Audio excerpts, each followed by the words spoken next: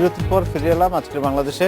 আপা, যেই বিষয়টি নিয়ে কথা হচ্ছিল, গানের অডিও শিল্পের যে চ্যালেঞ্জগুলো, আপনি কি মনে করেন প্রধান চ্যালেঞ্জগুলো কি কি এখন ফেস করছে? একটু আমাকে একটু পরিষ্কার করে বললে ভালো হয় যে কোন আমরা শুনতে পাই শিল্পীরা বলছেন যে এখন যেটি ফুয়াদ নাসের বাবু ভাইয়ের সঙ্গে কথা হচ্ছিল যে এখন সেই পরিমাণ অডিও অ্যালবাম বিক্রি হচ্ছে না। আচ্ছা, বুঝতে পেরেছি। হ্যাঁ, একদম তো সম্পূর্ণটাই পাল্টে গেছে পরিবেশ। মানে এক সময় একজন শিল্পীর একটি গান রেকর্ড করা হতো, সেটা ছড়িয়ে পড়তো, মানুষ জানতো, সেই শিল্পীটি তারকা হয়ে যেতেন। এবং সেই মানে বাণিজ্যিক দিক থেকে চিন্তা করলেও সবসময় এটা রয়্যালটি, এটা অন্যান্য দেশে, পশ্চিমবঙ্গেও আছে। তো এখন তো ওই ইউটিউব, এখন যে কোনোভাবেই গান শোনা যায়। না, সেটা তো ইউটিউব অনলাইনের কথা বললাম। আমি যদি আরেকটু পরিষ্কার করে আপনাকে বলি, এখন আমরা দেখি যে মোবাইল ফোনে কলার টিউন হিসেবে গান পাচ্ছি আমরা, এফএম রেডিওগুলো সারাদিন গান বাজাচ্ছে। তো গানের তো আসলে শিল্পীরা কি পাচ্ছে তা থেকে, সেটা জানতে চাচ্ছি। শিল্পীরা টাকা পাচ্ছে না, কিন্তু শিল্পীরা নতুন নতুন শ্রোতা পাচ্ছে, এটা সত্যি। দুটোই কি দরকার না, টাকা এবং শ্রোতা? হ্যাঁ, আমি সেটাই বলছি, মানে টাকা পাচ্ছে না পুরোটা আমি খারাপ বলছি না, নতুন নতুন শ্রোতা পাচ্ছে। আরেকটা দিকও আছে, খুব সহজে পাচ্ছে, তো সেটা শিল্পীর জন্য কিন্তু একটু মানহানিকর। একটা কলার টিউনে একটা বড় শিল্পীর গান শুনতে পাচ্ছি, যখন তখন শুনতে পাচ্ছি, সেটা কিন্তু শিল্পীর জন্য একটুখানি অবমাননাকর, ঠিক না? তার পাশাপাশি এমন অনেকের গান শোনা যাচ্ছে যাদেরকে আসলে শিল্পী বলা যাবে কিনা সেটা নিয়েও প্রশ্ন থাকে। এই মানের ব্যাপারটা, মান নিয়ন্ত্রণের ব্যাপারটা আপনি কিভাবে দেখেন? মানে মান কিভাবে আমরা মেজার করব বা কিভাবে কন্ট্রোল করা যায় যে আমি ভালো গান শুনবো? এটা বলতে পারবে বাবু ভাইরা। কারণটা হচ্ছে যে বাণিজ্যের ব্যাপারটার সাথে যদি যুক্ত হয় জিনিসটা, যে একটা শিল্পীর গান বাজাতে গেলে আমাকে এতটা টাকা দিতে হবে, একে দিতে হবে, তাকে দিতে হবে, শিল্পীকে দিতে হবে, সেই কোম্পানিকে দিতে হবে, তাহলে পরে হয়তো এটা কমে আসবে। অবশ্যই। বাবু ভাই, আপনার কাছে যাচ্ছে আমি আবারও একটা পুরনো প্রসঙ্গে, যেটি নিয়ে আগের বার কথা হচ্ছিল, যে ফিউশন। আপনি কিভাবে দেখেন পুরনো গানগুলো নতুন করে আবার উপস্থাপন করা বা নানা রকম পরীক্ষা নিরীক্ষার বিষয়গুলো? এই ফিউশন তো বহু আগে থেকেই হচ্ছে। কারণ আমাদের সঙ্গীতে যে মুহূর্তে পিয়ানো ঢুকেছে, যে মুহূর্তে স্প্যানিশ গিটার ঢুকেছে, তখন থেকে ফিউশন হচ্ছে। মানে আমাদের সঙ্গীত এবং পাশ্চাত্য সঙ্গীতের ফিউশন। তো এখনও তাই হচ্ছে, কিন্তু এখন যেটা হচ্ছে সমকালীন। এখন সমকালীন যে পাশ্চাত্য সঙ্গীত, সেটার সাথেই আমরা বাংলা, আদি বাংলাকে জুড়ে দিয়ে একটা অন্যরকম উপস্থাপন করছি। এবং সবগুলি যে ভালো হচ্ছে এটা আমি বললে খুব খারাপ কথা বলা হবে, কিন্তু কিছু কিছু গান অবশ্যই ভালো হচ্ছে। যারা এর পিছনে যারা কাজ করে, তারা যদি ভালো মতো করে, আমি নিশ্চিত যে এই ফিউশনের অনেক থেকে ভালো গান বেরিয়ে আসবে, মানে শ্রোতাদের। আমিও একটু যোগ করতে চাই বাবুর সাথে। সেটা হলো যে এই ওই যে আমি বললাম যে মানুষের যেটা গ্রহণ করে, হ্যাঁ, এখন পাশ্চাত্য যন্ত্র, কিন্তু আমার হারমোনিয়াম তো আমার যন্ত্র ছিল না। হারমোনিয়াম আমরা গান করি না, হ্যাঁ, তবলা বা এই আমাদের ঢোল ছাড়া কিন্তু তাল যন্ত্র, ঢোল, খমক বা এই খঞ্জনি, না দোতারা তো বাজানোর যন্ত্র, ওই যেটা তাল যন্ত্রের কথা বলছেন? তাল যন্ত্রের কথা বলছি। তো এখানে কিন্তু আমরা তবলা এনেছি, ওই প্যাটের পর্যন্ত এখানে এসে গেছে। হ্যাঁ, না, তো কিন্তু সেটাকে যদি আমার মতো করে, আমার যে গানের যে ওরা মেলা যায় রে গানটা, আপনি এই গানটা এই মুহূর্তে বাজান, দেখবেন দেখা যাবে যে ওই গানের আদলে কিন্তু যন্ত্রগুলি বেজেছে বাবু। হ্যাঁ, সবকিছু কিন্তু গানের আদলে বেজেছে। হ্যাঁ, তো সেখানে আমি রিসেন্টলি একটি টেলিভিশন চ্যানেলে মানে নানাভাবে ওই ওয়েস্টার্ন মিউজিককে এখানে ইয়ে করা হয়, অনেক চ্যানেলই হয়তো হয়ে থাকে। তো আমি মনে করবো যে দোষের কিছু না, কিন্তু সেটা যখন নাকি আমি করছি, তখন আমার গানের আদলে যদি সেটা বাজানো হয়, সেটা ওয়েস্টার্ন, একেবারে ওয়েস্টার্ন থাকবে তা নয়। হ্যাঁ, গিটার কিন্তু দোষের বিষয় না।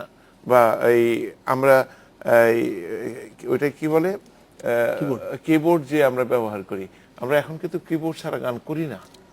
কিন্তু কিবোর্ড যখন নাকি আমাদের দেশীয় না, আচ্ছা, কিবোর্ড যখন আমাদের মধ্যে আমরা এনেছি, তখন কিন্তু আমরা আমাদের মতো করেছি। রবীন্দ্রনাথ যখন তোমার হলো শুরু আমার হলো সারা গান নিয়েছেন সে থেকে, তখন কিন্তু তার মতো করে রবীন্দ্রনাথের মতো করে নিয়েছেন। রবীন্দ্রনাথ এই আমাদের এই প্রাচীন গান থেকে, যেমন ধরেন মিলেছি আজ মায়ের ডাকে, ঘরের হয়ে পরের মতন বাইরে, রামপ্রসাদের সুরের গান। রামপ্রসাদের সুরের গান, রামপ্রসাদের সুর কিন্তু কোথায় গিয়ে যেন রাবীন্দ্রিক হয়ে গেছে। রবীন্দ্রনাথ সেইভাবে ইউজ করেছেন, সেইভাবে আমরা ই করতে, আমার কিন্তু কোনো আপত্তি নেই। পাশ্চাত্য সুর তো আমার কিন্তু মানে আমাদের মতো করে গ্রহণ করলে হ্যাঁ, তাতে কোনো আমাদের সমস্যা মতো নেই। করে যদি আমরা এই পাশ্চাত্য যন্ত্রকে গ্রহণ করি, না, মানুষের তাহলে একটা রুচির ব্যাপার হ্যাঁ, আছে না, রুচির ব্যাপার আছে। রুচির ব্যাপার আছে। আমি বুঝাতে পারছি কিনা আমি জানি না, আমি এটুকু বুঝি যে আমাদের মতো করে যদি আমরা জিনিসটাকে করতে পারি। যিনি কাজটা করছেন উনি যদি হ্যাঁ, দুটো সেভাবে ব্যাপারেই মুন্সিয়ানা থাকে তাহলে ভালো। হ্যাঁ, সেটাই।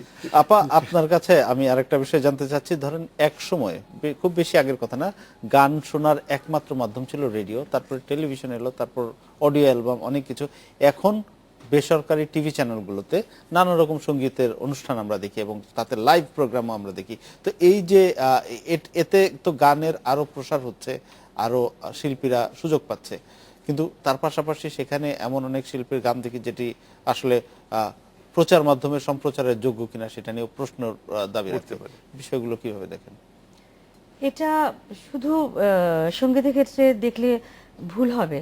আসলে এই যে মানে মানুষের বিচারবোধের যে অবক্ষয়টা, যিনি গাইছেন, যিনি গানটা না শিখে গাইছেন, গানটা না বুঝে গাইছেন, বা গাইবার যোগ্যতা অর্জন না করেও, যে কোনো মানুষ কিন্তু গান গাইতে পারে। গান এমন একটা জিনিস, মানুষ স্নানে গিয়েও গান করে, নদীতে নেমেও গান করে, রান্না করতে করতে গান করে একটা মানুষ।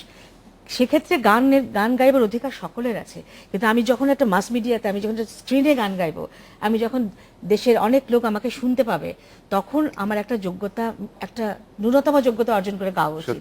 সেটা না করে যখন আমি গাইতে পারছি, আমাকে বিভিন্ন চ্যানেলে, বিভিন্ন জায়গায়, আমাকে বিভিন্ন মঞ্চে আমাকে ওঠানো হচ্ছে, সেখানে আমার রুচিবোধের অভাব আমি দেখতে পাচ্ছি। এবং যারা করাচ্ছেন কাজটা, তাদেরও সাংঘাতিক দীনতা, অসম্ভব দিন, তাদের কোনো রকমেরই কোনো শক্তি নেই, তাদের কোনো রিসোর্স নেই। এটা আমাদের দেশে না, শুধু গানের ক্ষেত্রে না, অযোগ্যতা নিয়ে অনেক যোগ্য জায়গায় আমরা কাজ করি। এটা আমাদের দেশে কিন্তু ভীষণভাবে হয়েছে।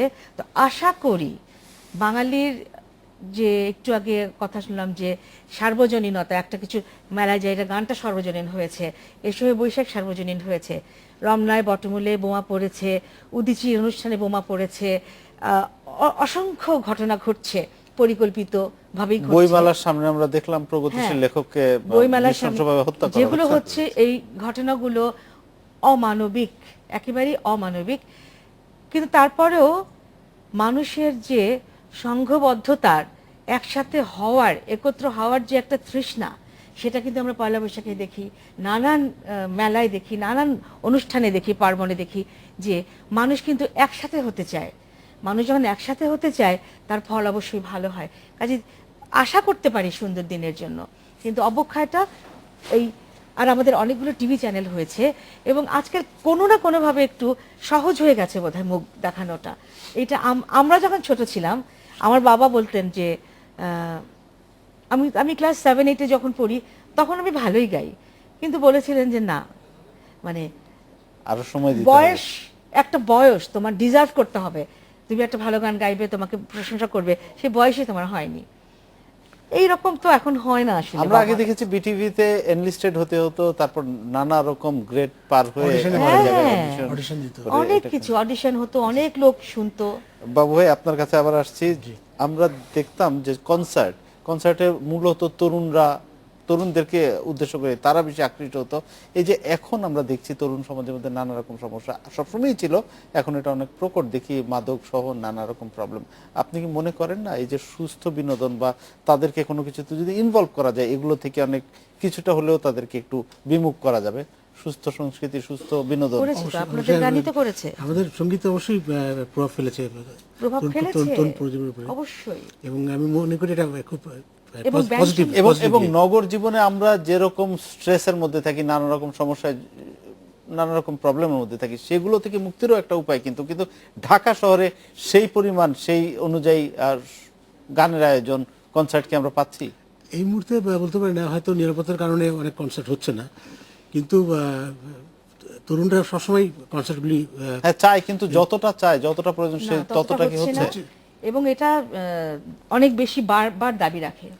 অনেক বেশি হতে কেন হবে হচ্ছে না, কি কারণ মনে করেন আপনি? এটা অনেক কারণ হতে পারে। আমি বললাম প্রথমত নিরাপত্তার কারণে হয়তো সব ছাড়পত্র পাওয়া যায় না কনসার্ট করার, আর দ্বিতীয়ত অত ভেন্যু নেই, ভালো ভেন্যু নেই আমাদের। আসলে সেটাও না, সেটার সাথে একটা যোগ করি যে আমরা এমন একটা দেশের মানুষ, এমন একটা জাতি আমরা, যে আমাদের অনেক দুঃখ পোহাতে হয়। আমাদের স্বাধীনতা যুদ্ধের আগে থেকে দুঃখ, স্বাধীন হওয়ার পর থেকে দুঃখ, এখনো দুঃখ যাচ্ছে। আমরা মিলতে পারছি না একসাথে সবাই, মনে মনে মিলছি কিন্তু কার্যতে মিলতে পারছি না। ব্যাপক কথা অবশ্যই। তো সেই ক্ষেত্রে একটা অশান্ত সমাজ, সেখানে একটু বিভক্তি না, মানুষকে তো নানান কিছু বিভক্ত করছে, কিন্তু আমাদের মনে মনে কিন্তু আমরা বিভক্ত নই, বিশেষ করে যারা গানের মানুষ কখনোই বিভক্ত নই।